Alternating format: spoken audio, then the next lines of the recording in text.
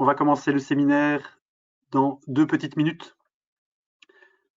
Il y a encore des personnes qui sont en train d'arriver. Donc voilà, ça vous permet d'un petit peu vous familiariser avec l'outil, hein, pour ceux qui n'ont jamais utilisé GoToWebinar. Mais normalement, si tout va bien, vous m'entendez, vous voyez Monsieur Bakali, qui sera l'orateur d'aujourd'hui. Vous me voyez moi également, et alors la présentation de Monsieur Bakali. Bonjour à tous et toutes.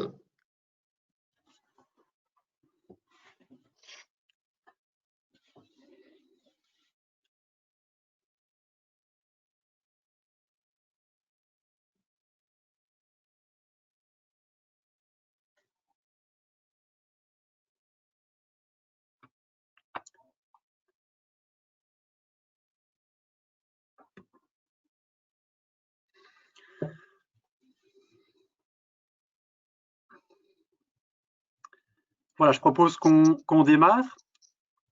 Donc bienvenue à toutes et tous, bienvenue à ce séminaire qui fait partie donc de la semaine de la transmission. Alors une semaine de la transmission un peu spéciale cette année dans le sens où elle est organisée à 100% en format digital au vu de la crise sanitaire. C'est un petit peu particulier aussi cette année parce qu'elle est organisée sur 2 semaines au lieu d'une semaine, ce qui permet d'avoir un programme un peu moins dense. Et donc je pense que c'est plus simple pour les personnes de participer du coup à plus d'événements aussi, alors qu'avant tout était rassemblé sur une semaine.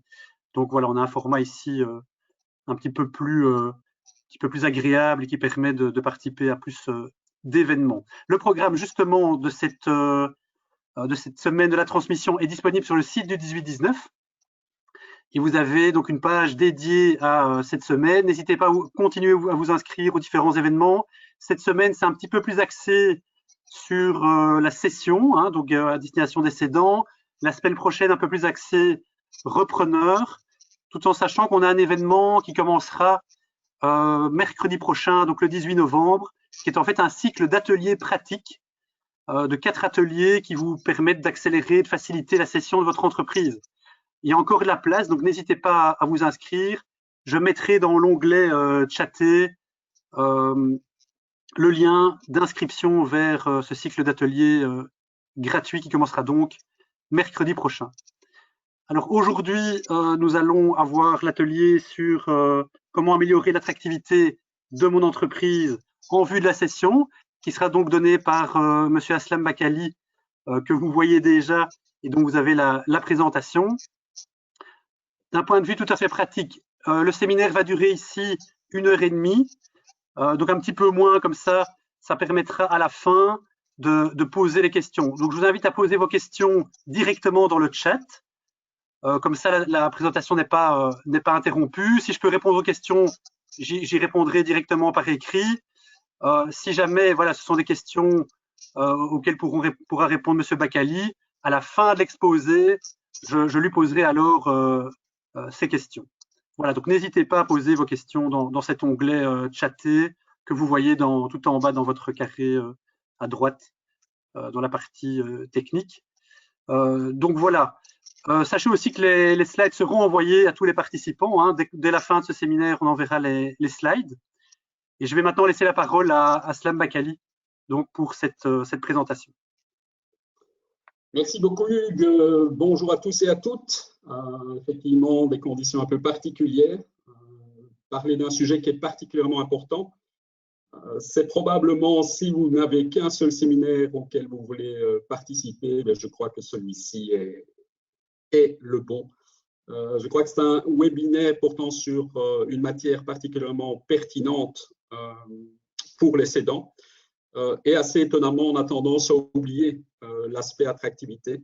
On peut imaginer un diamant brut par rapport à la valeur d'un diamant poli, taillé, etc. Donc, dans la transmission d'entreprise, l'attractivité va jouer un rôle super important sur la valorisation de la société et le prix que vous allez pouvoir en obtenir. Alors, pour ma part, une chose qui est importante, c'est de se mettre plutôt dans une optique perspective du repreneur.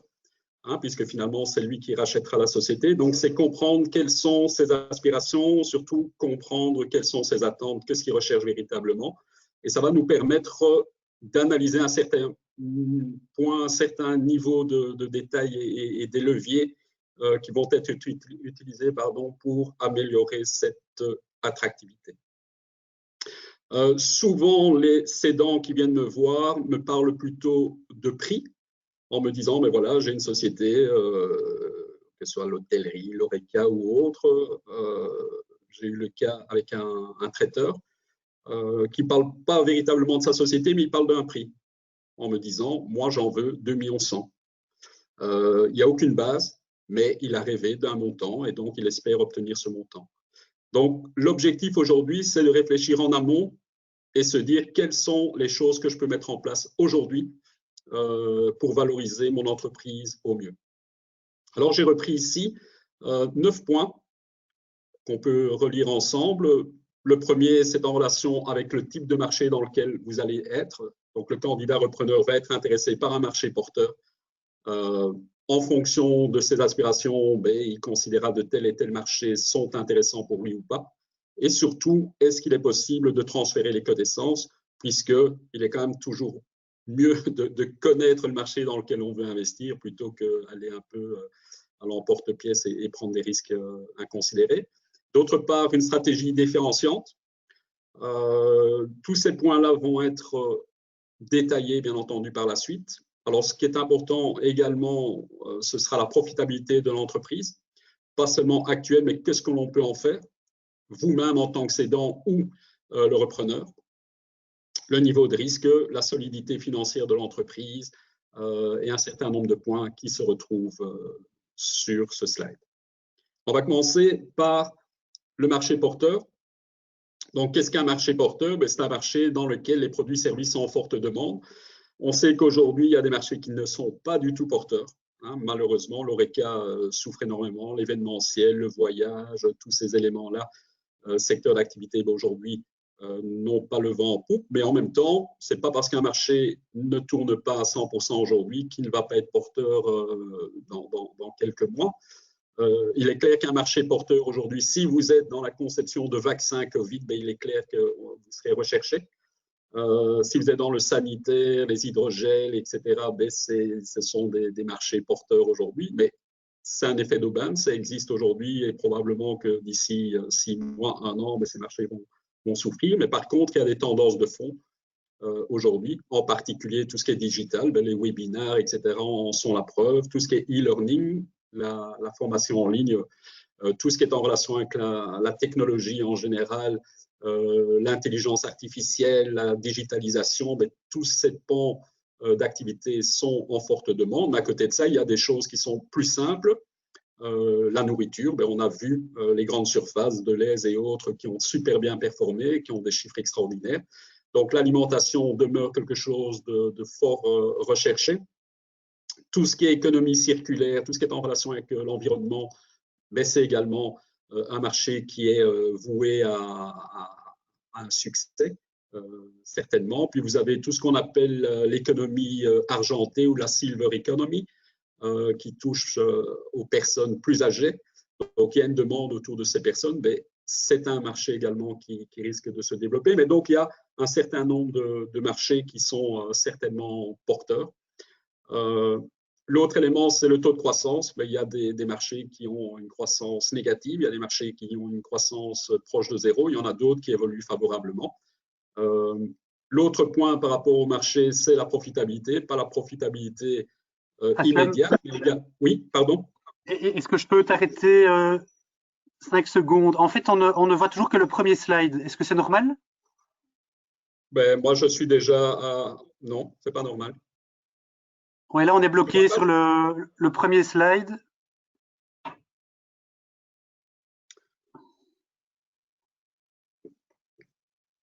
Donc, ce que tu vois, c'est transmission d'entreprise, c'est ça? Oui, c'est ça. On voit le slide transmission d'entreprise, effectivement. C'est ma présentation. Si je parle dans le vide. Oui, les gens t'écoutent, mais c'est juste que là, on est bloqué sur le premier slide. Donc peut-être que... vois que je ne suis plus en mode slide, tu vois ça? Mais là, on voit le premier slide. On ne voit pas. Toi, tu défiles tes slides ici? Oui, oui. Tu fais défiler, non, on ne voit pas.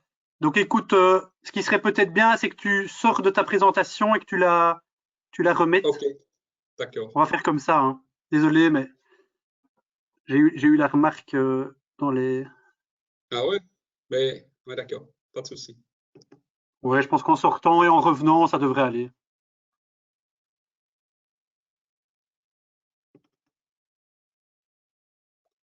Là, tu vois mon écran ou pas? Mais là, on voit. Mais c'est toujours bloqué en fait sur le premier slide. Et là, c'est toujours bloqué sur le premier slide. Ouais, c'est toujours bloqué. J'ignore pourquoi. Attends, hein, je vais t'enlever et te remettre comme présentateur. Alors.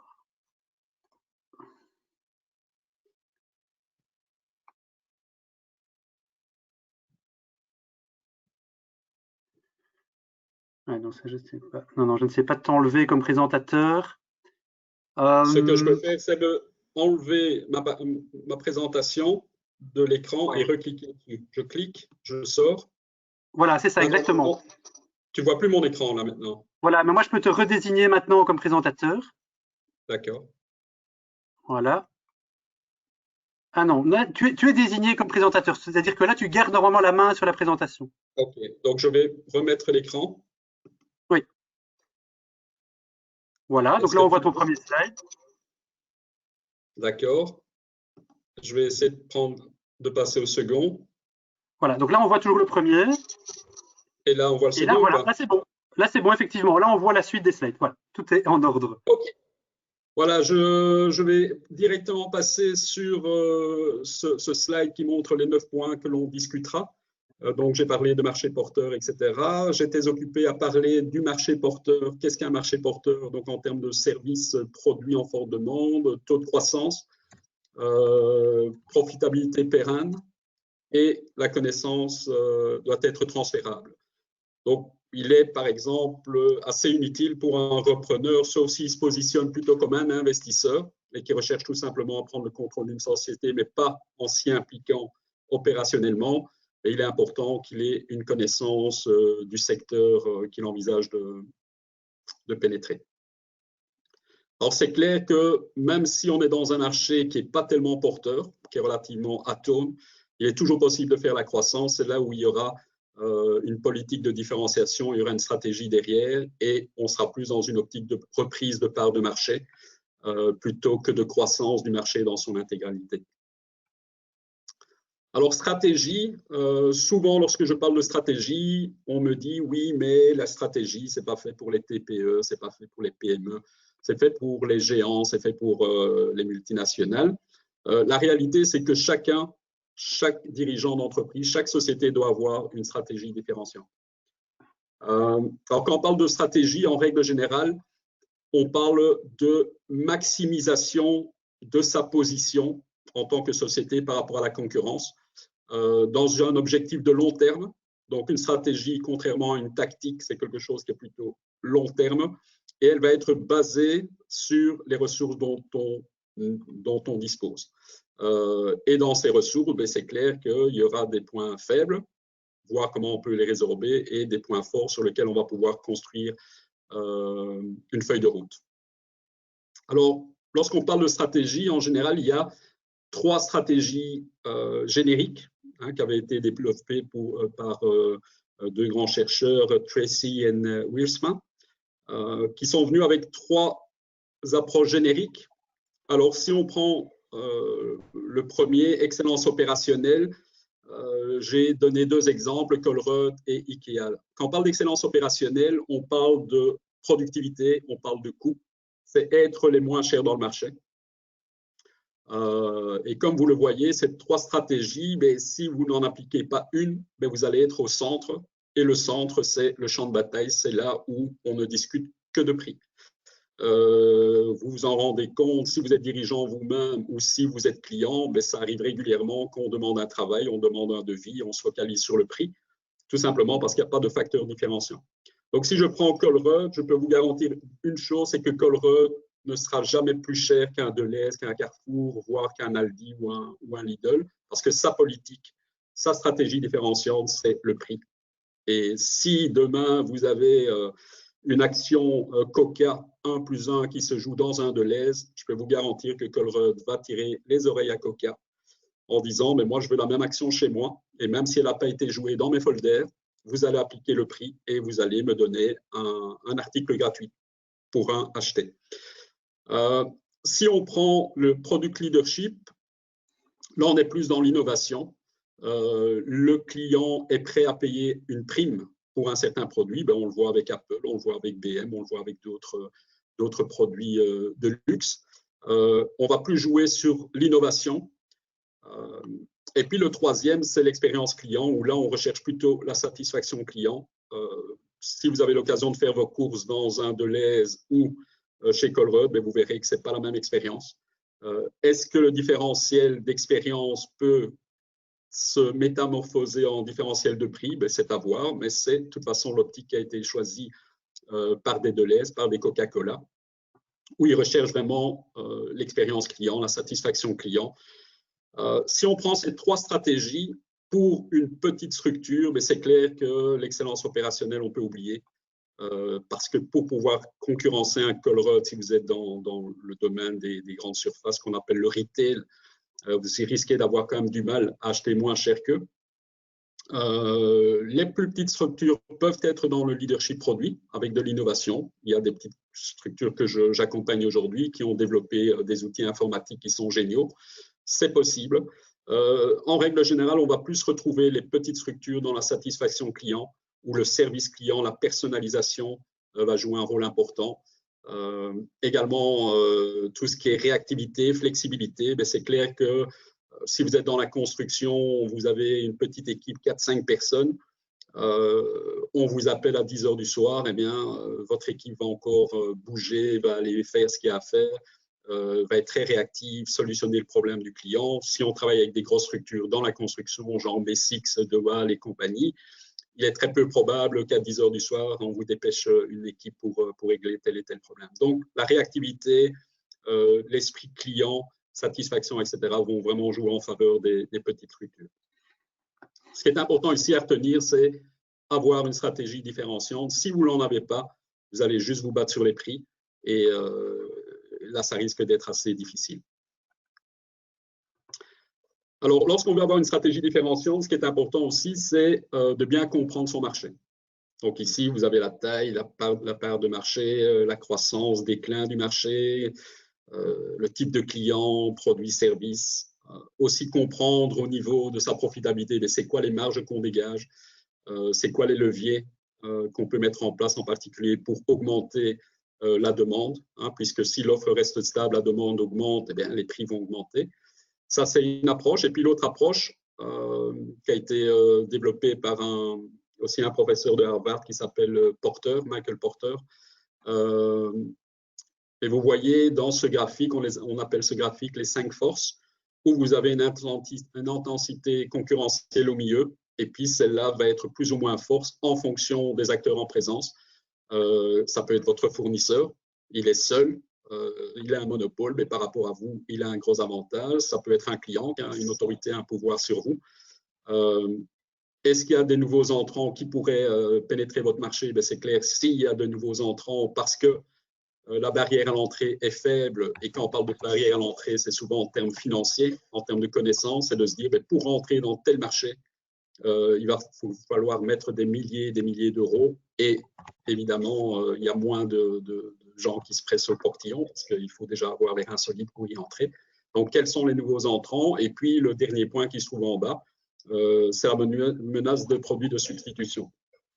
À titre d'exemple, même si ce n'est pas applicable pour les PME, j'ai eu l'occasion de travailler pour CBR, Interbéton, et pour chauffer, parce que pour créer du ciment, c'est de la roche qu'on fait quelque part chauffer à des températures de plus de 1400 degrés. Eh bien, on utilise du charbon, hein, pas très bon pour l'environnement.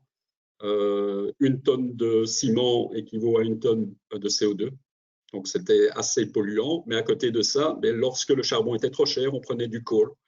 ou du coke, pardon, qui est un produit dérivé quelque part du charbon.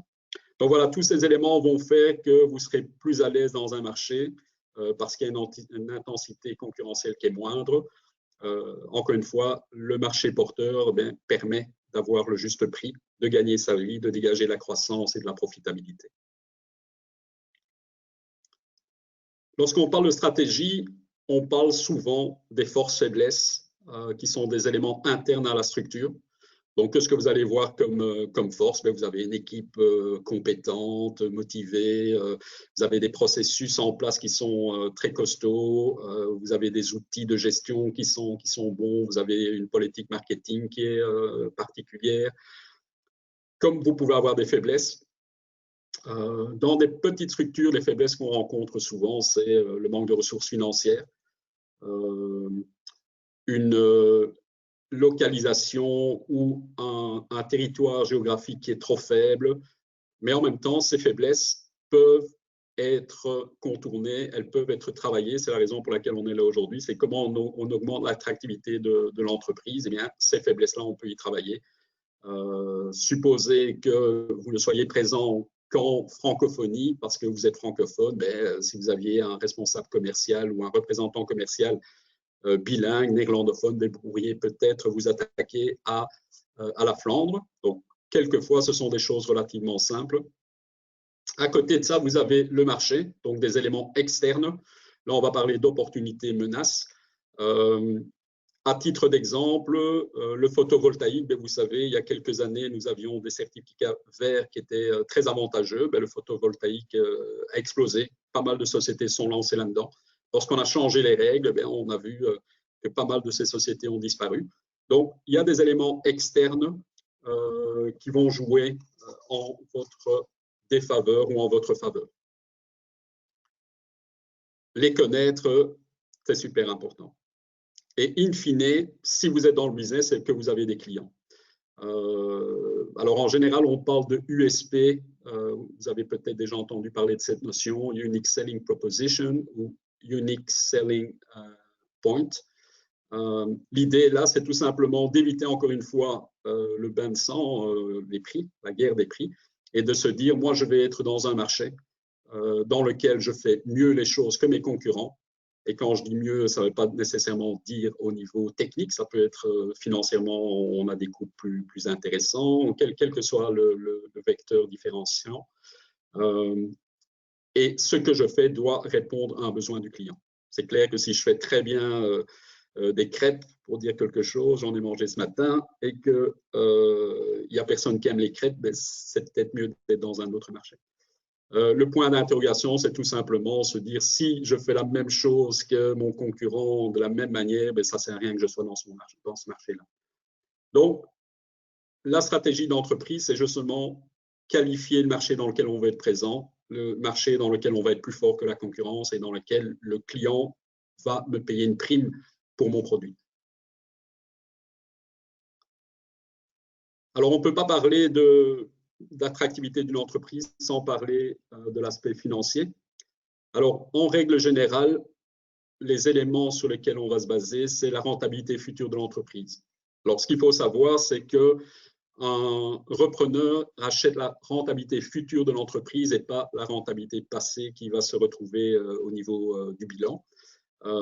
Et lui, ce qu'il espère, évidemment, c'est pouvoir acheter quelque chose bon marché qui a beaucoup de valeur. Alors, on va se focaliser sur la rentabilité future de l'entreprise, mais également, à partir du moment où on parle du futur, on est dans une certaine zone d'incertitude. Donc, c'est quoi les fiabilités des estimations? Quelles sont les hypothèses sous-jacentes? Et puis, le facteur risque. On reparlera plus précisément du facteur risque, mais un élément est super important, c'est le lien entre le rendement et le prix. Donc, si vous avez un rendement, une fiabilité élevée et un risque faible, ça, c'est l'équation idéale pour avoir un prix élevé, une valorisation élevée au niveau de votre entreprise. Donc, ça, c'est une notion qui est intéressante de garder à l'esprit.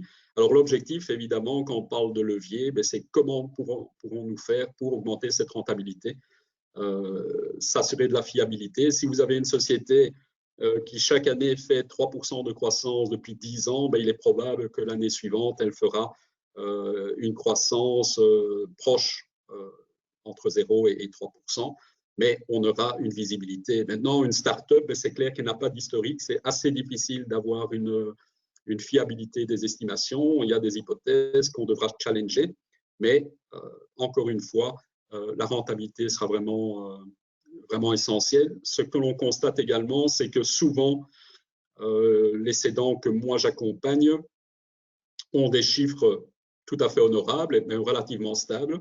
Et puis à un moment donné, lorsqu'ils décident de vendre, eh bien, il y a des montants qui sortent, on ne sait d'où. Il y a des montants qui sortent et on comprend d'où ils viennent. Hein. Par exemple, une société, supposée qu'on soit dans l'ORECA, une société qui fait 50% de noir, même si ce n'est pas conseillé, mais bon, ça peut exister, eh bien, brusquement, ce noir doit sortir parce que le noir n'a pas de valeur. Donc, un acquéreur va se baser sur des chiffres et tout ce qui n'est pas déclaré, quelque part, il ne va pas payer pour un truc qui n'est pas déclaré. Donc, le cédant, dans ce cas de figure, va profiter de ce noir qu'il a pu faire pendant toutes ces années, mais à un moment donné, il en payera quelque part le prix également.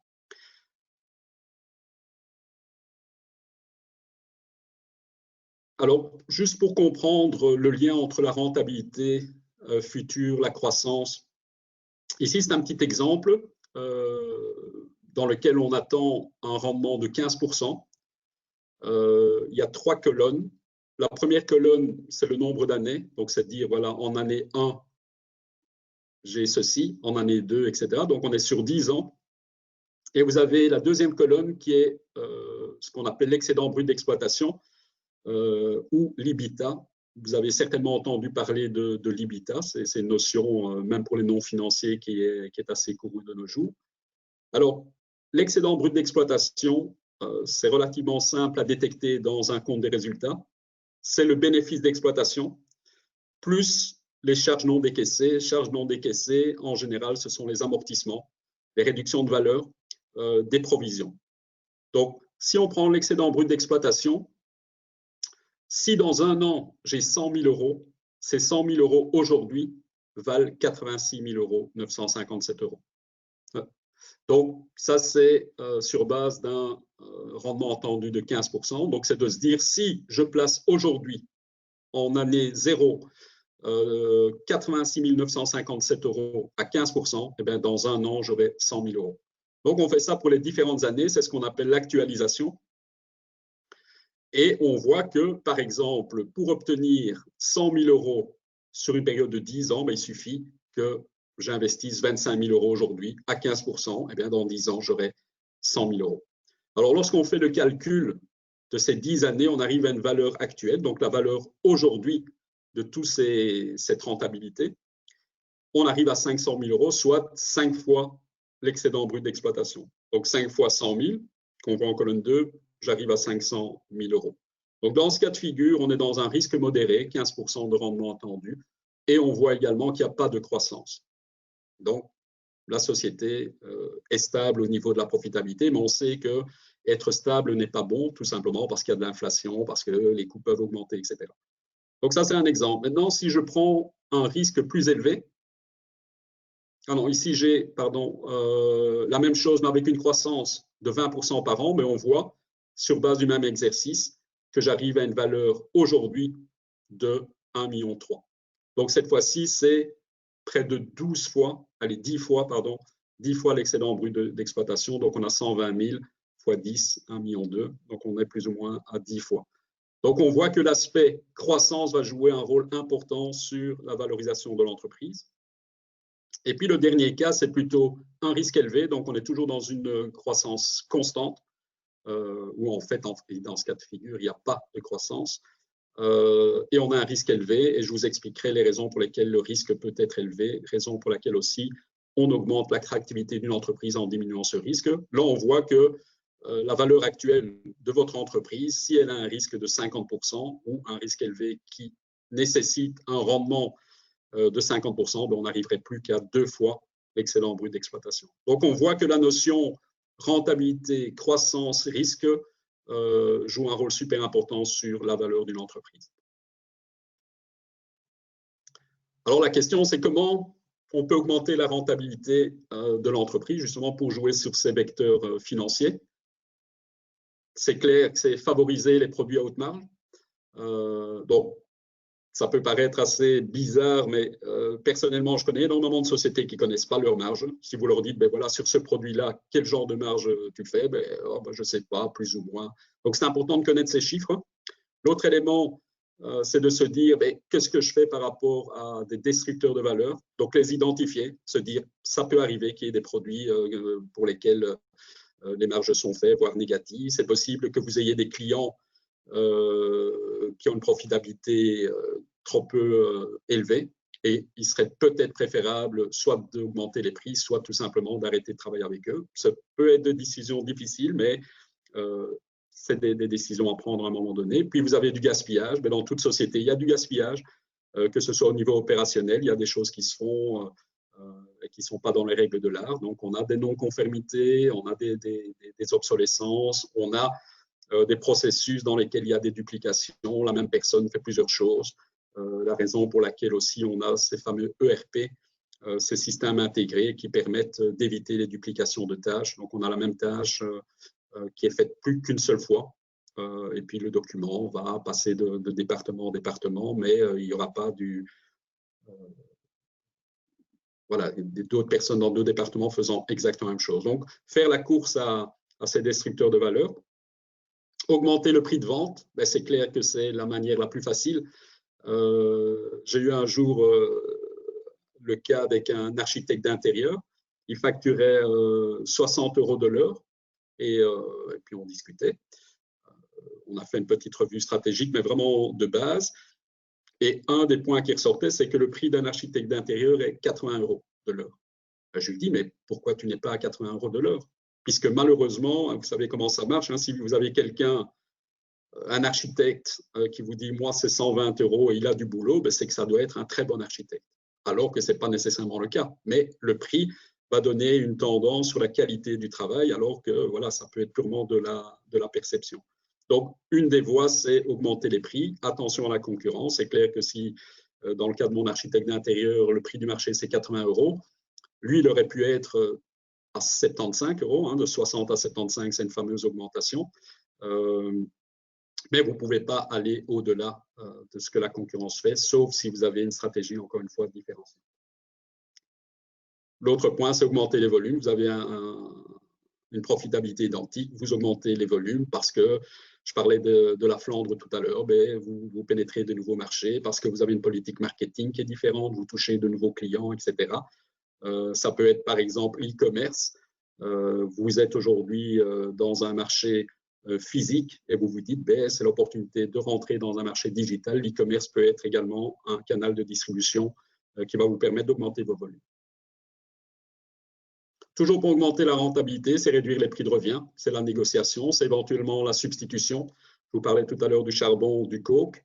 Réduire les coûts de production, logistiques, commerciaux, généraux, voilà, c'est faire l'analyse de la chaîne de valeur, par exemple, dans votre entreprise. Vous dire qu'est-ce qui apporte de la valeur à mon client, qu'est-ce qui est indispensable. Si ce n'est pas indispensable, si ça n'apporte pas de valeur, voir dans quelle mesure on peut réduire cette opération pour réduire les coûts.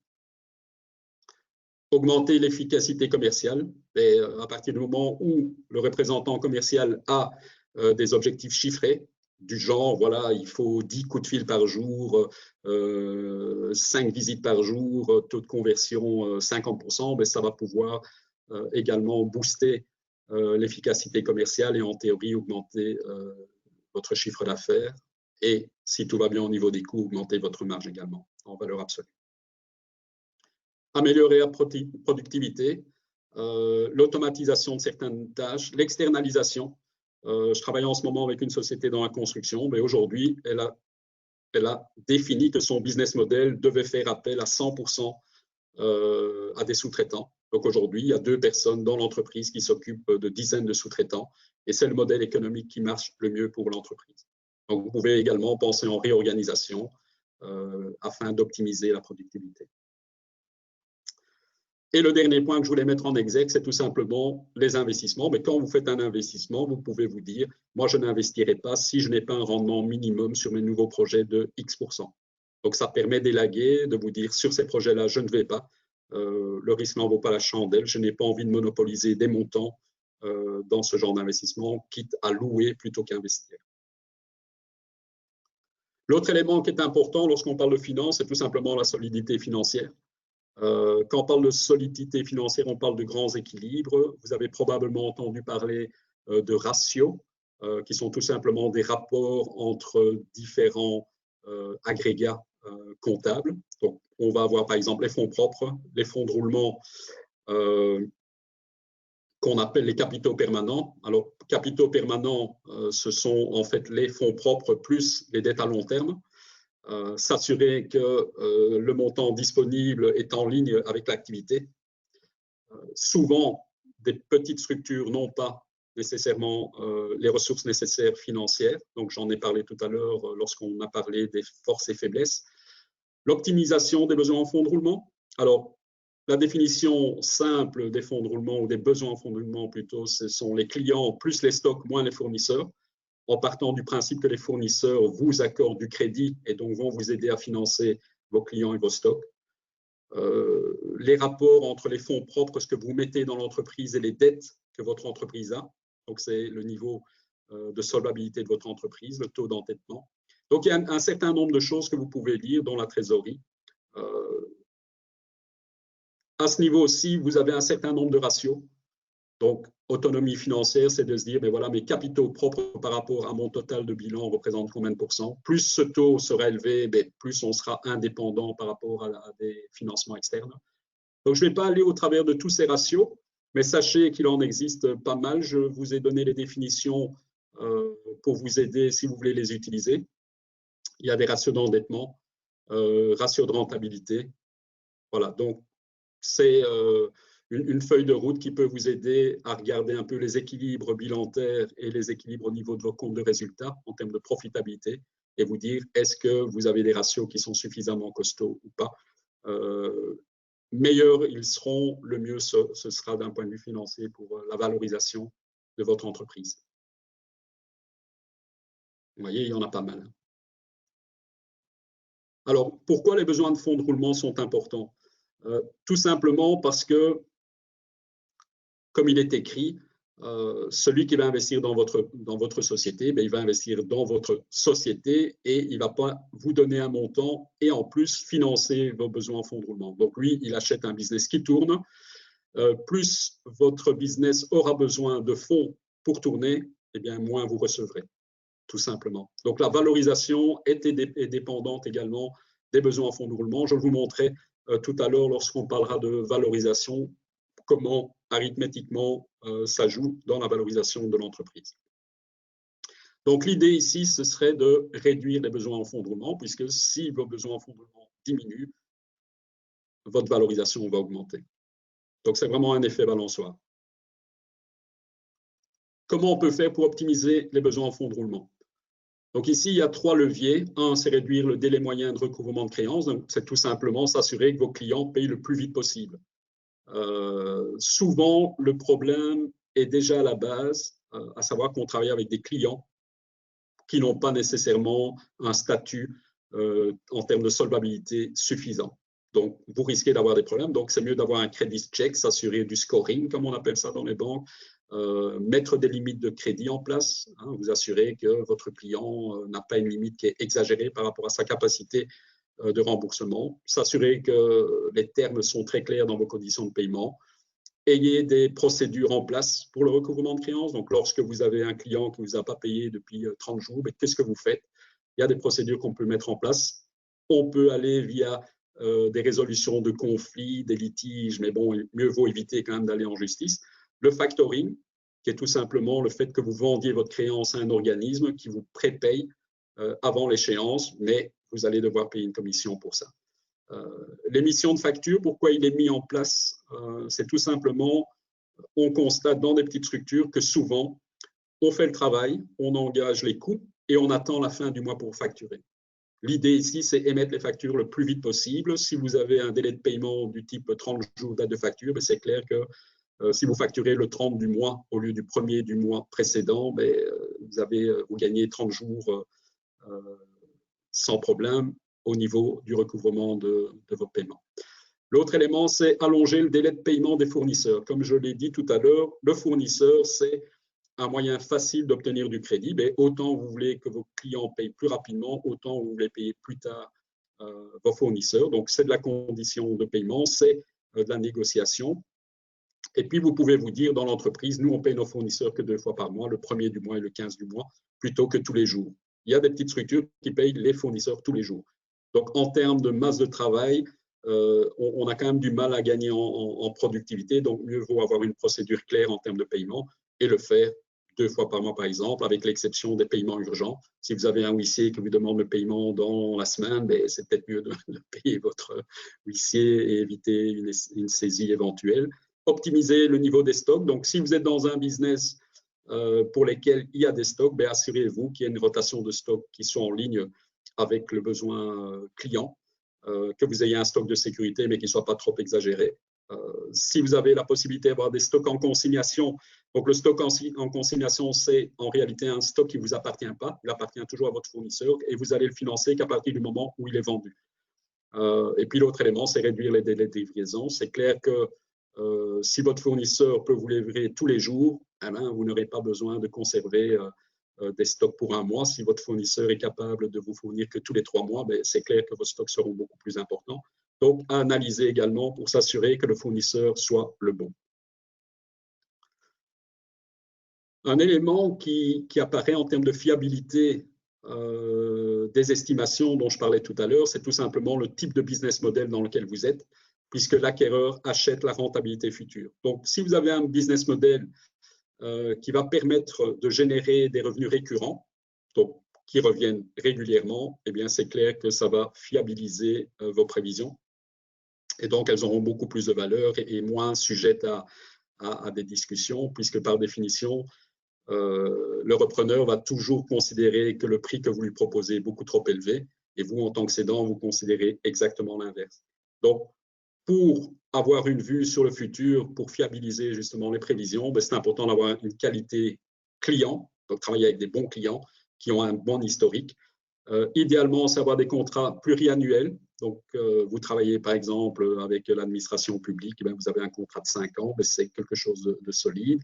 Alors, on peut discuter quant au recouvrement de créances dont je parlais tout à l'heure, ils ne payent pas nécessairement à heure et à temps, mais vous avez une clientèle forte qui est solvable, etc. Donc, avoir des contrats pluriannuels est assez positif. Des clients captifs, vous le savez bien, je ne sais pas si vous avez une petite imprimante chez vous, mais moi j'ai une HP et je sais que je suis obligé d'utiliser de l'encre HP. Donc, les cartouches d'encre HP, elles coûtent cher.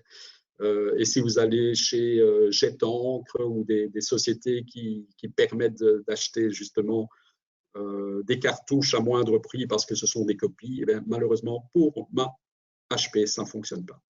Donc, la même chose avec Nespresso. On a vu que Nespresso avait un avantage compétitif énorme, très différenciant, mais on voit également qu'à un moment donné, la concurrence rentre dans le marché.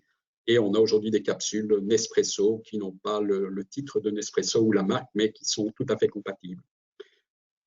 Abonnements divers avec reconduction d'acide, on le voit énormément, par exemple au niveau des télécoms. Où voilà, vous avez un abonnement sur plusieurs années. En plus, si vous ne dites rien, c'est reconduit pour 1 an, etc. Les logiciels, vous achetez une licence, vous avez des mises à jour, ça permet de faire entrer de l'argent. Abonnement à des revues et autres, tout ça permet de générer du revenu récurrent. Et le revenu récurrent est vraiment super important. Le repreneur cherche également une entreprise qui a un potentiel de croissance. Donc, il voit clairement qu'il y a des leviers qui sont inexploités aujourd'hui. J'ai parlé d'e-commerce, éventuellement étendre une gamme de produits, pénétrer de nouveaux marchés, utiliser le marketing digital pour la prospection, etc., etc. Donc, c'est vraiment voir quelles sont les opportunités que le cédant n'a pas vues ou qui n'a pas exploité lui-même. Alors, il est clair que c'est la responsabilité du cédant et de son accompagnateur de mettre en exergue ce genre d'opportunités, de telle manière également à attirer et donner plus d'attractivité à l'entreprise, ce qui est le sujet de notre discussion aujourd'hui. Économie d'échelle. c'est de se dire que vous avez une base sur laquelle vous allez construire et que même en augmentant votre chiffre d'affaires, vous n'allez pas devoir augmenter vos coûts. Donc ça, c'est quelque chose de très important. On utilise le terme en anglais scalability, tout simplement pour dire qu'on est capable, sur base de la structure de coûts, par exemple, l'organisation, de faire plus de chiffre d'affaires, mais sans augmenter ses coûts. Possibilité de faire croître ses profits sans augmenter ses frais, etc. Automatisation, réorganisation, externalisation, donc j'en ai parlé tout à l'heure. C'est un levier également pour obtenir un potentiel de croissance future. Et puis l'innovation peut également être un élément clé dans cette croissance. Donc ici, tout simplement pour vous donner quelques idées, il y en a d'autres. Chaque marché sera différent. Mais il est important d'avoir une réflexion par rapport à la situation de ma société, quel est son positionnement, quels sont les vecteurs de croissance qui soient exploités, inexploités, idéalement inexploités parce que le repreneur ne payera pas la totalité de ce potentiel.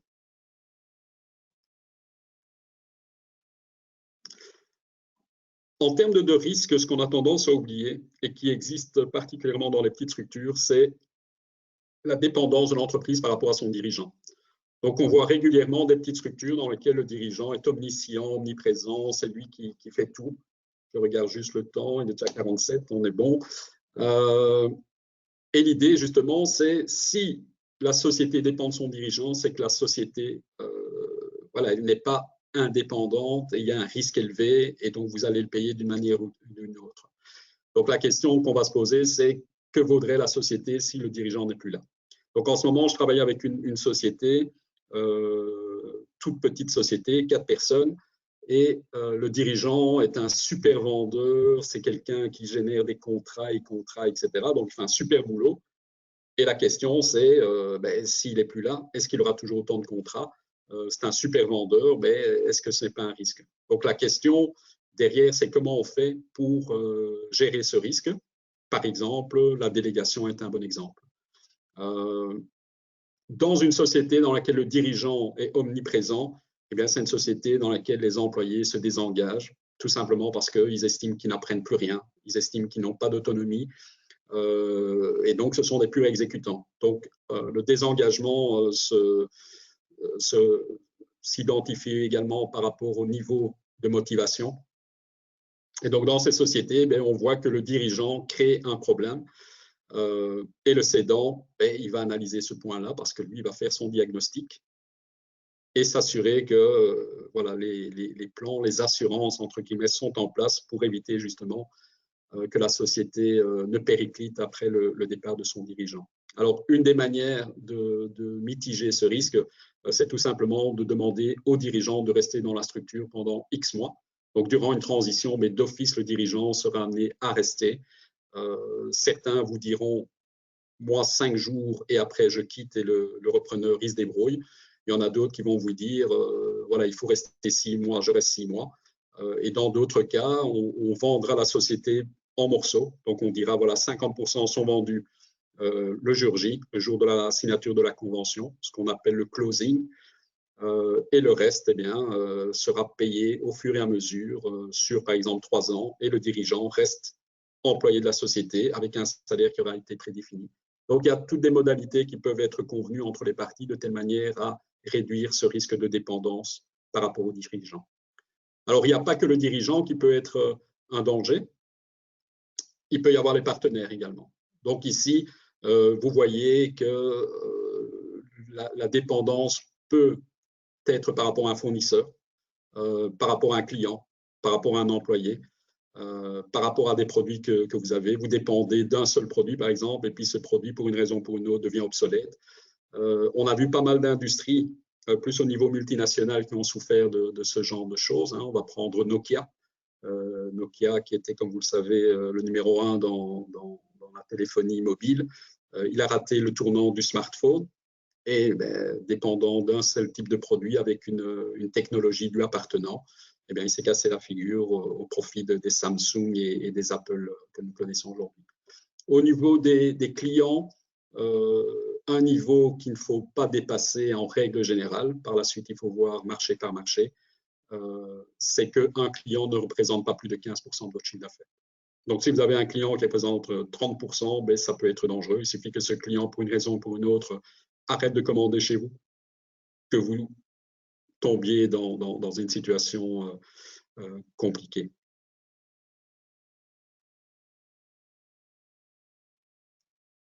Alors, l'organisation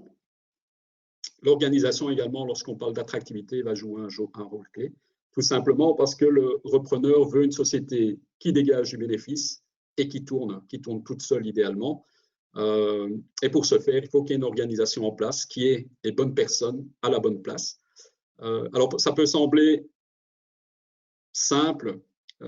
La réalité, c'est que dans beaucoup de petites structures, on n'a pas nécessairement les bonnes personnes à la bonne place. Donc, des exemples, j'en ai 13 à la douzaine, mais l'exemple typique, c'est, j'ai eu le cas dans une société d'électricité. Donc, il y a une personne clé qui a une quarantaine d'années, qui s'occupe de la gestion du personnel et qui s'occupe de la comptabilité. Et ces personnes s'en vont, et donc le dirigeant se pose la question, mais qu'est-ce que je vais faire? Il faut que j'engage 2 personnes, parce qu'avoir les compétences dans les 2 domaines portés par une seule personne risque d'être compliqué. Et il a une de ses assistantes qui vient, une jeune dame, 23 ans si je ne m'abuse, et qui lui dit « Ah, mais moi j'aimerais bien reprendre la gestion du personnel. » Il la regarde, lui dit « Ah, tu pourrais faire ça? Ah oui, je pourrais faire ça. » Il lui donne le job.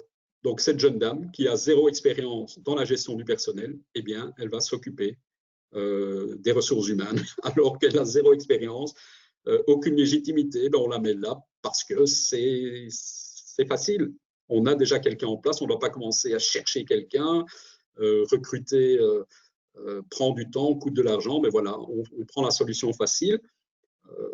Dans la même société, comme cette dame s'occupait des ressources humaines et de la comptabilité, ben, il y a un autre gars qui est venu voir le patron et lui a dit ben, « Moi, j'aimerais bien m'occuper de la comptabilité. » Et exactement la même histoire, c'est quelqu'un, oui, il a un diplôme en comptabilité, mais il n'a jamais géré la compta d'une société, donc quelqu'un qui est fraîchement émolu d'une haute école, et on lui donne cette responsabilité-là.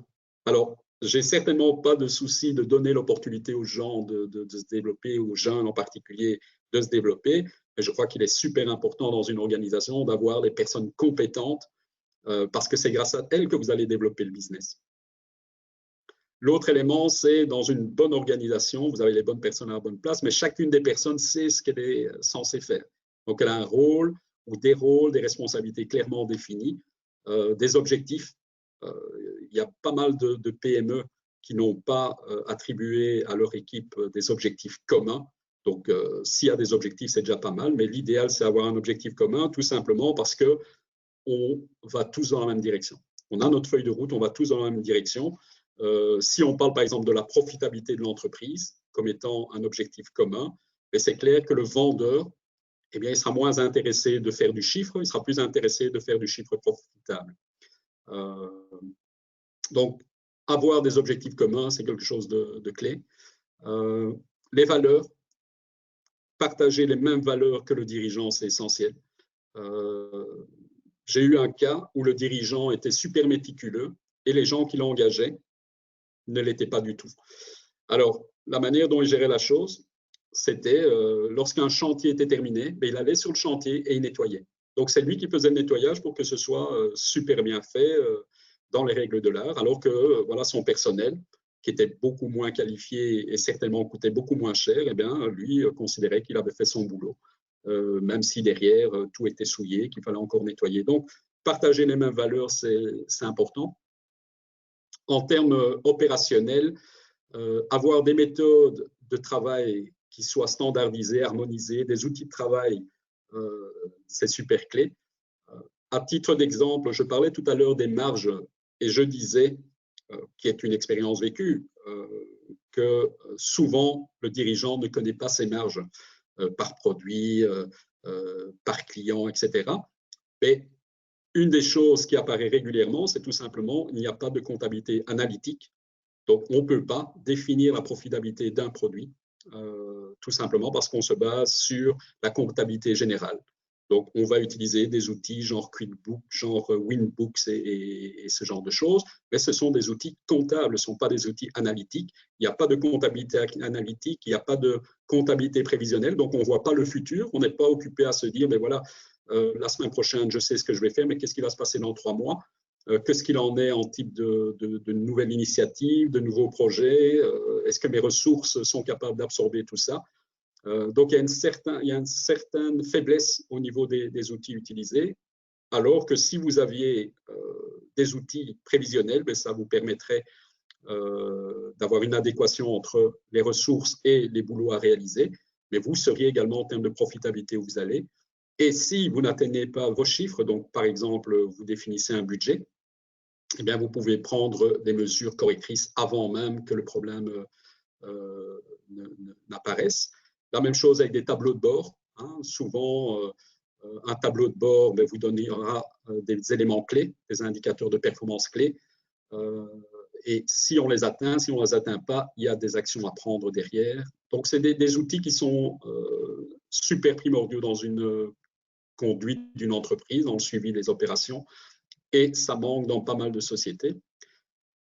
Au niveau de l'organisation, ben, c'est quand même mieux de travailler dans une équipe qui est impliquée, qui est motivée, que l'inverse.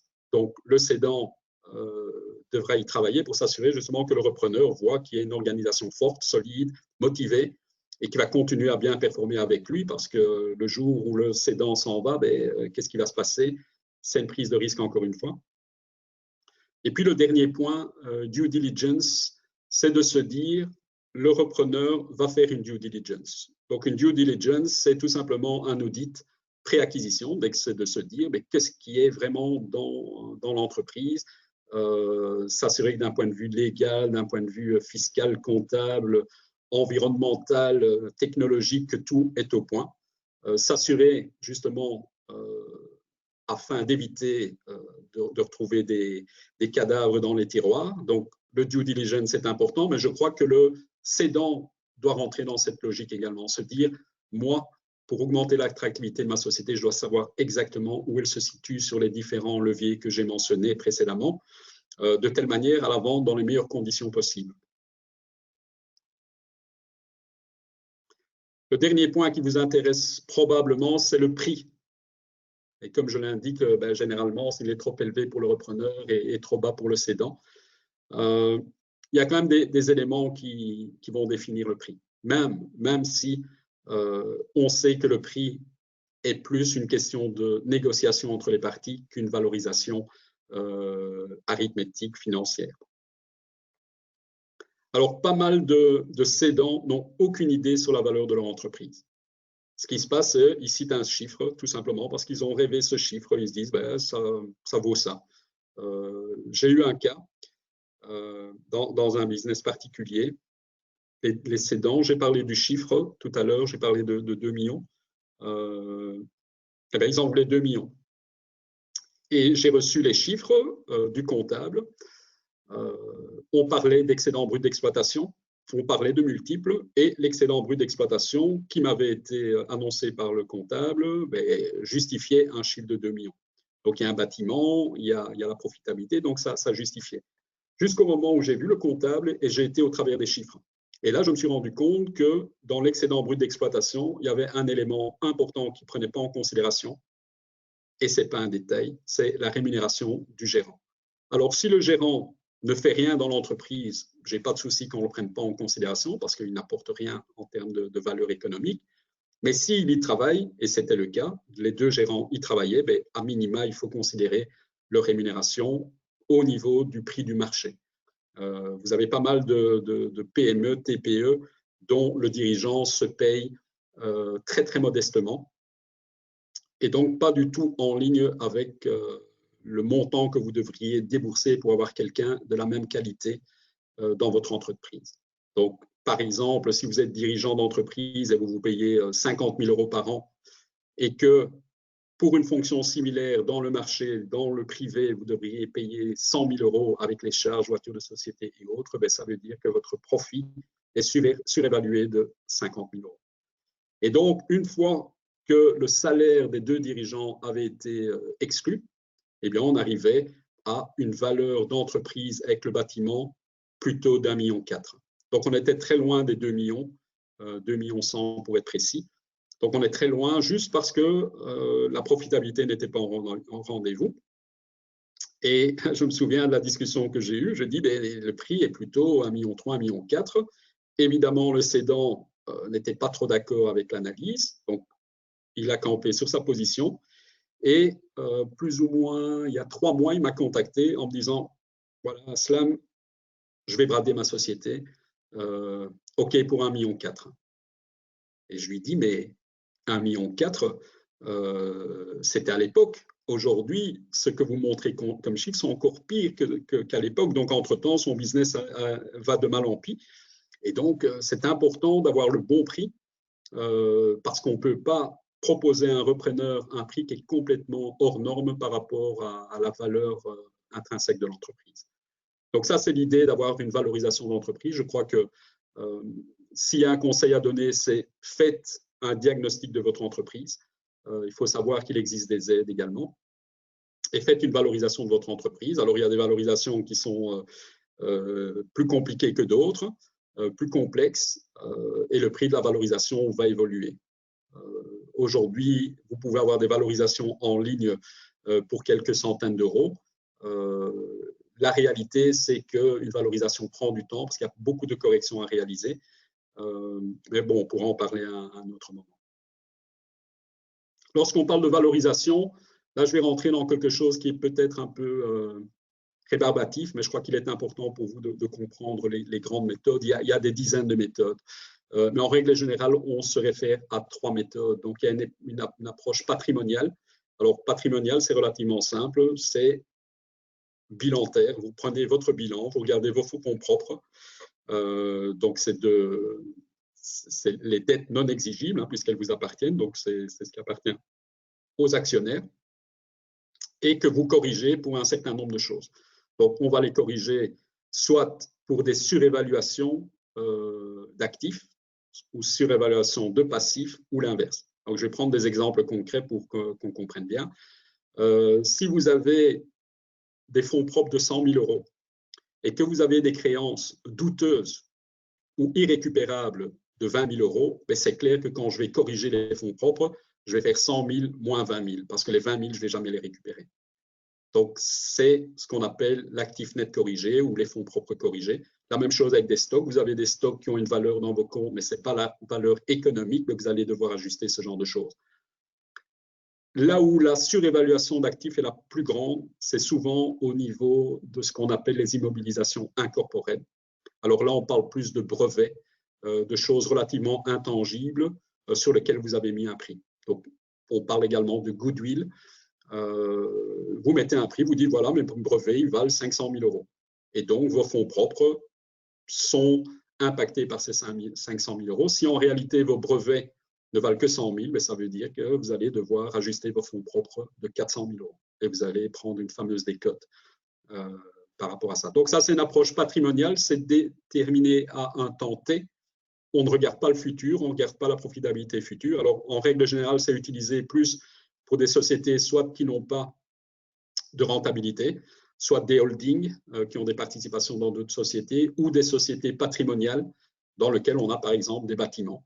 Alors le bâtiment, lui, à contrario, on sera plutôt sur une sous-évaluation d'actifs, tout simplement parce que vous avez un bâtiment que vous avez acheté par exemple, pour dire quelque chose, 100 000 euros, vous l'avez amorti à concurrence de 50 000, donc il est dans vos livres pour 50 000 euros.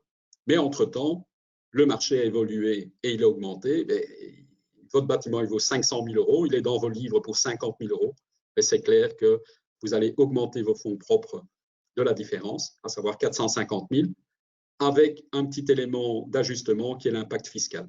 Donc, vous devez, en tant que cédant, considérer qu'il y a un effet fiscal et vous n'allez pas prendre dans vos fonds propres à 100% c'est 450 000 euros de sous-évaluation de votre bâtiment. Donc, j'espère que c'est relativement clair. L'autre approche, qui est une approche qui est fortement utilisée, on l'appelle également l'approche actuarielle. Donc là, ce qu'on va faire, c'est on va actualiser les flux de trésorerie. Alors, pour définir ce fameux cash flow libre, ce qu'en anglais on appelle free cash flow, donc vous allez pouvoir voir dans la littérature FCF, qui est pour free cash flow. Et donc, de quoi on parle? En gros, on parle des bénéfices nets. Il y a un petit élément d'ajustement, ce sont les intérêts, l'impact des intérêts débiteurs, les charges d'intérêt qu'on va prendre en considération sans considérer l'impact fiscal. Donc, c'est un peu compliqué, raison pour laquelle je pars du principe que c'est le bénéfice net. C'est beaucoup plus simple et le différentiel n'est pas énorme en général, pour des petites structures du moins. Vous allez augmenter ce bénéfice net des amortissements, réduction de valeur, des fameuses charges non décaissées dont je vous ai parlé tout à l'heure. Et vous allez prendre en considération la variation des besoins en fonds de roulement. Je vous ai parlé des besoins en fonds de roulement, raison pour laquelle il faut absolument les garder au plus bas niveau possible parce que ça risque d'avoir un impact sur l'actualisation des cash flows dont je parlais tout à l'heure. Donc, travaillons sur les besoins en fonds de roulement, les réduire au maximum pour qu'ils aient un minimum d'impact sur les flux de trésorerie. Et puis les investissements. Alors, quand on parle d'investissement, on parle de choses qui sont essentielles. Si vous investissez dans une nouvelle voiture, sauf si vous êtes taximan, vous avez une société taxi, ben, ce n'est pas véritablement un investissement. Donc l'investissement, c'est véritablement ce qui va ajouter de la valeur à l'activité à long terme. Donc la manière dont on va calculer ce flux de trésorerie, on va prendre le bénéfice net, on va augmenter des charges non décaissées et on va le diminuer ou éventuellement l'augmenter des besoins en fonds de roulement, tout dépend de la variation. Donc si vous faites un bon boulot sur les besoins en fonds de roulement, si vous les réduisez, eh bien, la variation sera positive. Parce que vous allez toujours comparer une situation par rapport à la situation, par exemple, d'un an avant. Et donc, s'il y a une amélioration, ben, vous allez avoir un impact favorable. Les deux approches. Troisième approche, c'est celle qui est la plus souvent utilisée, dont vous avez peut-être entendu parler, c'est l'approche dite des multiples. L'approche des comparables, là, tout simplement, on va prendre, en règle générale, l'excédent brut d'exploitation, le fameux EBITDA, et on va le multiplier par un coefficient. En règle générale, on va essayer de comparer la société par rapport à un benchmark, par rapport à des sociétés comparables. En général, on se base sur la bourse. Alors, il est clair qu'une PME, une bourse, c'est quand même pas nécessairement le même type de société, pas nécessairement les mêmes secteurs d'activité. Donc, c'est pas nécessairement simple de retrouver des comparables. Mais si on en trouve, ben, on pourra utiliser des multiples comparables, justement, et on tiendra compte d'une décote, tout simplement parce qu'une action cotée en bourse, elle peut être vendue, achetée à n'importe quel moment, alors que les actions, les parts d'une SRL, par exemple, ben, c'est clair qu'elles ne sont pas négociées tous les jours sur un marché dans lequel il y a des dizaines, des milliers de personnes qui interviennent.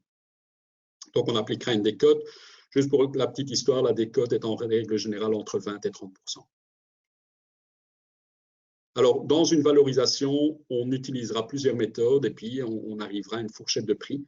On pourra éventuellement pondérer plus une méthode qu'une autre, mais l'idée, ce n'est pas d'arriver à un prix écrit dans le béton ou dans le marbre, ce sera plutôt une fourchette. Alors, ce qui est intéressant par rapport à ces multiples qui sont souvent utilisés, c'est qu'il existe des études, dont une étude qui est commanditée par la Vlerick Business School, à laquelle participe également la So Access, qui s'occupe des transmissions en région wallonne, qui travaille d'ailleurs main dans la main avec le 18-19, via certains outils dont on vous parlera certainement. Alors, cette étude, elle sort une fois par an, elle s'appelle M&A Monitor, et elle donne les multiples que l'on rencontre dans le marché belge pour les transactions d'un certain nombre de niveaux, de tailles. Et l'on voit par exemple que les transactions inférieures à 1 million d'euros, elles se font généralement sur un multiple de 5,1 fois l'EBITDA, ou l'excédent brut d'exploitation dont j'ai parlé tout à l'heure. On voit par contre que plus le deal augmente, plus la valeur du deal augmente, plus les multiples sont élevés. En moyenne, on est à 6,5 fois. Donc, si demain, vous deviez vendre votre société et que votre société a une valeur d'entreprise entre 2 et 3 millions, ben, on sera plutôt à 5,4 fois l'EBITDA. Mais donc, il y a des références intéressantes. En règle générale, le repreneur va tabler sur un EBITDA multiple de 5 fois. Donc, aujourd'hui, on est plus ou moins 5 fois. Alors, la grosse question, c'est quid du Covid? Alors, c'est clair que le Covid a des impacts sur le secteur des fusions-acquisitions. Il y a beaucoup moins d'entreprises qui sont vendues aujourd'hui que l'an dernier. On parle en général d'une chute de l'ordre de 30%. À mon avis, on est plus haut que ça. Et l'autre élément lié au Covid, c'est comme les sociétés ont une profitabilité moindre, eh bien, ça a un impact également sur la valeur d'entreprise, sur les multiples, etc. Aujourd'hui, sur base de la Vlery School, on considère il y a 60% des intervenants, donc des experts en cession-acquisition, qui disent que les prix des sociétés vont chuter de minimum 10% en 2020. Donc, il est probable que ce sera transféré également sur 2021 en partie.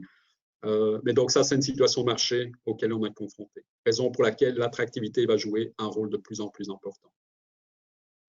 Alors, à côté d'un multiple générique, on va aller plus dans le détail et on voit par exemple qu'il y a des sociétés qui sont beaucoup plus recherchées que d'autres.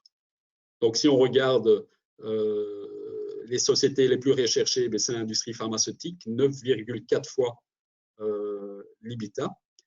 Il est clair que les sociétés pharmaceutiques, il y a quand même très peu de sociétés pharmaceutiques qui se négocient à 1 million d'euros. Donc, on est certainement sur des deals de plusieurs dizaines de millions d'euros, ce qui justifie également des multiples aussi élevés. Et on voit, par exemple, qu'au bas de l'échelle, on retrouve les produits besoins de consommation. On est à 6,2 fois. Alors, il faut juste garder à l'esprit que ceci, c'est à mettre en perspective et c'est sur le marché dans son intégralité sans prendre en considération la taille des transactions. Donc, on a vu qu'il y avait 5,1 fois, la moyenne 6,5. Donc, on voit entre les 9,4 et les 6,2, la moyenne doit se trouver à 6,5. Donc, voilà, c'est vraiment un petit outil qui est très utile. Il est facilement disponible. Si vous tapez dans votre navigateur M&A Monitor 2020, vous allez pouvoir tomber sur la page de la Vlery Business School et télécharger l'étude dans son intégralité. La négociation, comme je disais tout à l'heure, le prix, le prix et la valorisation sont deux choses différentes. La valorisation va être basée sur des éléments tangibles, objectifs, même si, qu'on soit très clair, la valorisation d'entreprise n'est pas une science exacte. À cet effet, d'ailleurs, le 18-19 a sorti dans sa newsletter un petit article à ce sujet. Et donc, c'est se dire, une fois qu'on a la valorisation, eh bien, ça va donner naissance à des discussions. Et ces discussions feront partie d'une négociation dans laquelle il y a des rapports de force entre le cédant, le repreneur. Donc, il est important de bien comprendre les forces de l'entreprise. J'ai eu un cas de figure où la négociation a été négative par rapport au cédant, tout simplement parce que dès le départ, le cédant a mentionné qu'il était prêt à liquider son entreprise s'il n'arrivait pas à la vendre.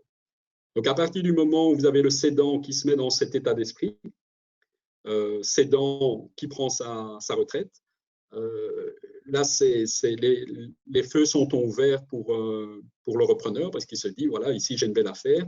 Quelles sont les options du cédant? Eh bien, l'option, c'est liquider l'entreprise. Et donc, on va être sur une approche valeur patrimoniale. On prend le bilan et on se dit, ben voilà, si je réalise la vente de ce bien, ça va me rapporter autant. Si je fais ceci, cela, ça va me rapporter autant. En sachant qu'il y a un effet fiscal et un élément qui est quand même pas à négliger, c'est le passif social de l'entreprise. Vous savez très bien que si vous avez 2-3 personnes qui travaillent pour vous déjà depuis 30 ans, si vous deviez liquider la société, vous allez devoir les indemniser et ça risque de vous coûter de l'argent. Donc, tout ça devra faire partie du calcul, mais en l'occurrence, on mettait directement le repreneur dans une position de force. Donc, l'idée de la négociation, c'est qu'il y ait un accord gagnant-gagnant et sortir ses cartes au bon moment plutôt que brader à un moment donné son entreprise. L'autre élément qui est important au niveau de la négociation, c'est que la négociation, ce n'est pas qu'un seul prix. il peut y avoir des conditions. Prenons l'exemple où on vend la société, on vous dit « Ok, je vous la rachète pour 1 million. Mais je vous donne aujourd'hui 500 000 et 500 000 seront payés sur 10 ans. » Ce n'est pas tout à fait la même chose que si je vends 1 million et que je reçois mon million aujourd'hui. Un autre cas de figure, c'est je vends la société 1 million, mais je suis obligé de rester aux commandes de l'entreprise ou du moins y travailler pendant 3 ans. Peut-être que je n'ai pas envie de travailler 3 ans, peut-être que j'ai envie de sortir et de profiter de la vie, tous les sacrifices que j'ai faits, l'argent que je vais avoir, profiter avec ma famille, etc. Donc, il y a des conditions qui sont attachées. La même chose avec les garanties. Il y a certains qui vous demanderont des garanties minimum. Il y en a d'autres qui vous diront garantie contre une pollution du sol, garantie fiscalité, garantie par rapport aux employés, garantie de passif, etc. Et qui vous demanderont des garanties tellement importantes que finalement, vous direz moi, je préfère, au lieu du million, avoir 900 000 € sans garantie qu'un million avec toutes les garanties qui vont probablement me retomber dessus à un moment donné. Donc, il faut que ces garanties soient négociées également. Ça fait partie de ces discussions sur le prix. Donc, on voit qu'on est bien au-delà de la valorisation. On est également dans ce fameux rapport de force entre les parties. Conclusion, avant que vous posiez vos questions, céder une entreprise, clairement, à moins que vous soyez serial entrepreneur, comme on les appelle, ceux qui achètent, qui vendent des sociétés comme on achète du pain, eh bien, vous le ferez probablement qu'une seule fois dans votre vie, peut-être 2 fois. Et donc, il faut le faire convenablement. Il faut préparer la cession d'entreprise. Comme il est indiqué, les enjeux sont importants. C'est souvent des années de sacrifice, des années d'économie qui sont là et vous voulez réaliser l'actif que vous avez créé. Donc, augmenter l'attractivité de votre société est essentiel. Pour la petite histoire, il y a des primes qui existent, que ce soit à la région bruxelloise ou que ce soit à la région wallonne. Donc, il y a des primes qui existent. Utilisez-les. Il existe des primes pour le diagnostic d'entreprise, que vous soyez cédant comme d'ailleurs repreneur. Alors, on a vu pas mal de leviers. Clairement, il faut les prioriser. Il faut vous dire quel est celui qui va avoir un impact le plus important sur la valeur de revente de mon entreprise. Vous focalisez dessus, réglez ce qu'il y a à régler, justement pour augmenter cette valeur. Alors, en règle générale, il faut entre 3 et 12 mois pour enregistrer des améliorations visibles. Donc, si demain, nous devions travailler ensemble pour améliorer la profitabilité de votre entreprise, c'est clair qu'on travaillerait ensemble, mais vous n'auriez pas de résultats immédiats. Il faudra attendre quelques temps. Donc, juste garder ça à l'esprit. Si vous décidez, vous êtes occupé à réfléchir à la cession de votre entreprise, si vous vous dites je la vends et je vais la vendre demain, c'est clair que vous allez en avoir moins, sauf si vous tombez sur, comme dans le cas de l'immobilier, vous avez quelqu'un qui voit votre maison et qui se dit waouh, c'est la maison de ma vie, mais c'est clair qu'il ne va pas trop négocier. En règle générale, ça prend du temps. Donc, mieux vaut mettre ce temps à profit, voir quels sont les éléments justement dans votre structure, dans vos finances à améliorer, y travailler, parce que ça va avoir un effet multiplicateur important. Vous avez vu les multiples. Si on parle de multiples de 5,1, si vous augmentez votre profitabilité annuelle de 50 000 €, c'est augmenter le prix de vente de votre entreprise de 250 000 €. Du moins au niveau de la valorisation, puisqu'il y a toujours cette négociation dont j'ai parlé tout à l'heure. Donc, si vous avez décidé de céder votre entreprise, travaillez d'abord sur un diagnostic. Ça, ce serait mon conseil, parce que c'est là que vous allez pouvoir gagner pas mal d'argent. Il faut le faire, c'est une fois dans votre vie probablement, donc c'est aujourd'hui ou jamais. Faites-vous accompagner. Donc, il y a pas mal de personnes spécialisées en la matière. Voilà, elles sont disponibles. Contactez-les. Si moi, je peux vous aider, c'est avec grand plaisir, bien entendu. Merci pour votre participation. Vous avez mon numéro de téléphone, vous avez mes coordonnées, email, mon website également qui est indiqué. Donc, n'hésitez pas à faire appel à moi. Il y a le 18-19 qui est entouré de conseillers de qualité. Faites appel à eux pour vous guider dans les dédales de la session d'entreprise. Encore merci. Donc, je vais demander à Hugues de reprendre la parole. Merci Aslam. C'était très intéressant. En effet, hein, je précise, le 18-19 peut répondre voilà, à des questions qui concernent la session d'entreprise, en tout cas donner une information de première ligne et orienter après vers des organismes ou des consultants privés qui pourront vous accompagner. Alors, on a quelques questions à Slam. Je prends ici la liste. On avait une première question sur les coefficients. Existe-t-il des coefficients sectoriels connus et reconnus? Tu l'as un petit peu abordé, peut-être que tu peux un peu préciser voilà, quels sont ces coefficients. Dans cette présentation, l'étude aujourd'hui qui est connue, c'est la seule étude belge qui fait référence aujourd'hui. C'est le M&A Monitor. Donc, en gros, le M&A Monitor est basé sur les informations recueillies auprès de 110 experts en cession-acquisition en Belgique. Et donc, il donne les détails sur le type de société, les multiples qui ont été utilisés, etc. Donc, ça représente bien le marché belge. Encore une fois, c'est une bonne indication avec des tendances, parce qu'il est possible de voir les tendances annuelles, comment les choses évoluent. 2019, donc les rapports Monitor 2020, mais clairement, il est basé sur la situation 2019, hein, puisque lorsque ça a été édité, on ne connaissait pas encore 100% de l'impact du Covid, par exemple. Mais donc, c'est vraiment une étude qui fait référence. Et si vous dites, vous êtes dans la télécommunication, vous êtes dans la construction et autres, que le multiple il est de X, ça fait tout à fait foi. Donc, je veux dire, ce n'est pas quelque chose qui a été fait dans un coin, dans une cuisine ou autre. C'est vraiment une étude sérieuse.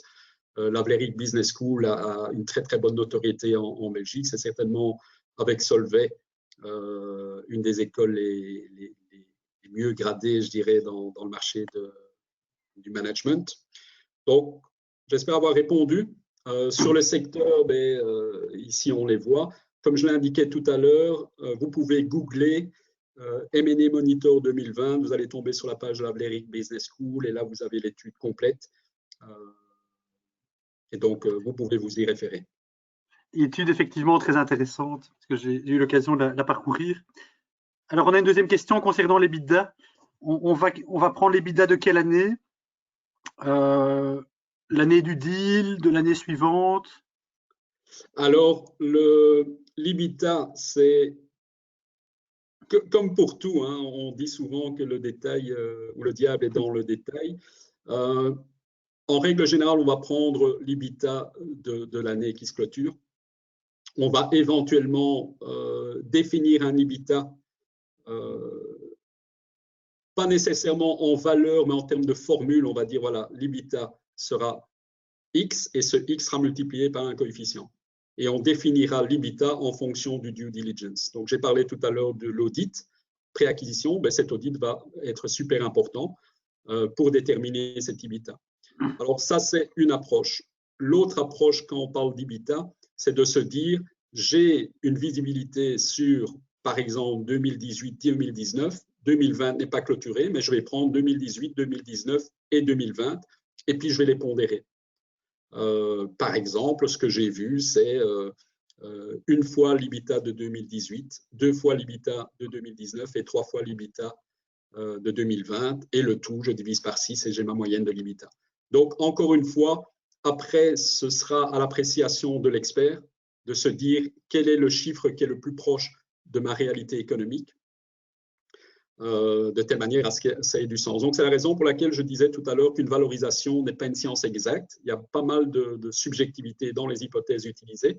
Et je l'indiquais tout à l'heure, une société stable qui dégage des chiffres de manière pérenne et qui a un bel historique, eh bien, les probabilités de faire la même chose dans les années à venir est élevée. Et donc, le facteur rendement-risque que j'ai mentionné est présent également.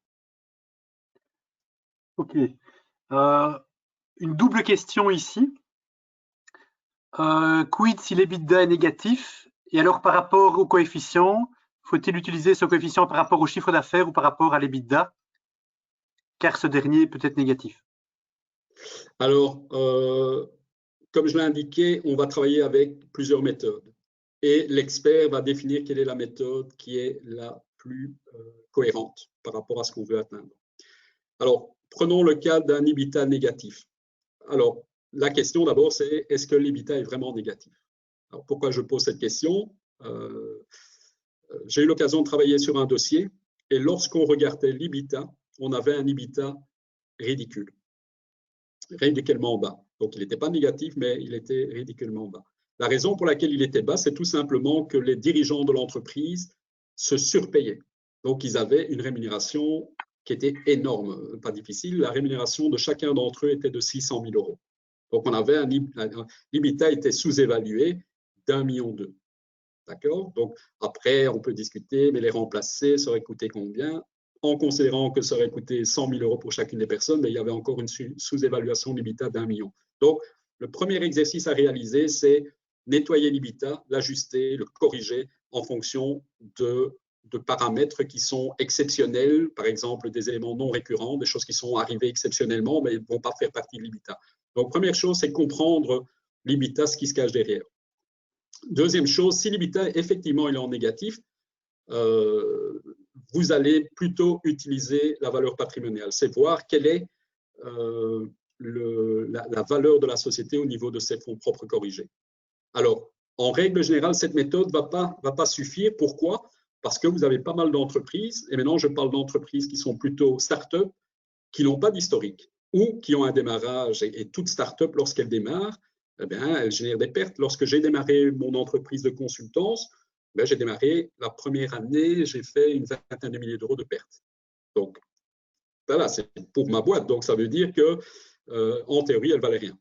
Hein, en théorie. Et ici, dans le cadre d'une société qui dégage initialement des pertes, ce n'est pas anormal si c'est dans une phase de start-up. Alors, si on est dans une start-up ou si on est dans le cas de figure d'EBITDA négatif, est-ce que c'est récurrent, est-ce que c'est structurel ou pas? Et si ce n'est pas structurel, on va se fier aux prévisions. Donc, on va se dire, mais voilà, cette méthode, je ne peux pas l'utiliser parce que si je vends ma société, en gros, je dois payer pour qu'on me la rachète. Donc, ça n'a certainement pas beaucoup de sens. Et donc, on va travailler sur les hypothèses. Ici, j'ai fait une valorisation pour une start-up. Donc, il y a certaines règles, il y a des méthodes dont je ne vous ai pas parlé qui sont beaucoup plus applicables pour les start-up. Tout simplement, l'idée aujourd'hui, ce n'est pas de vous rendre expert en matière de valorisation d'entreprise, c'est déjà ouvrir certaines portes.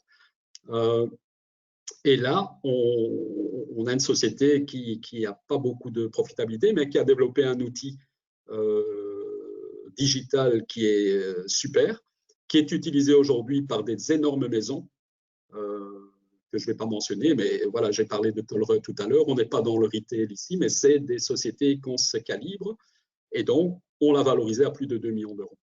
Donc, encore une fois, la qualité des clients, les contrats que vous avez en place vont faire que le futur sera certainement beaucoup plus brillant que la situation actuelle. Et quand vous démarrez tout business, eh bien, les premières années, c'est pas nécessairement évident. Donc, encore une fois, la première question, c'est est-ce que l'EBITDA est bien l'EBITDA que l'on voit dans les comptes?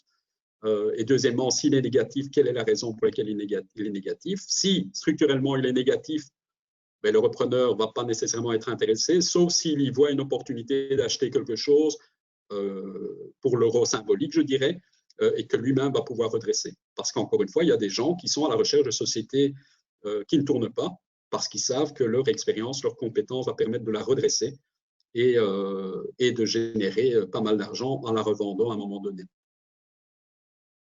Ok, merci Aslam. On va passer à une dernière question au vu du timing.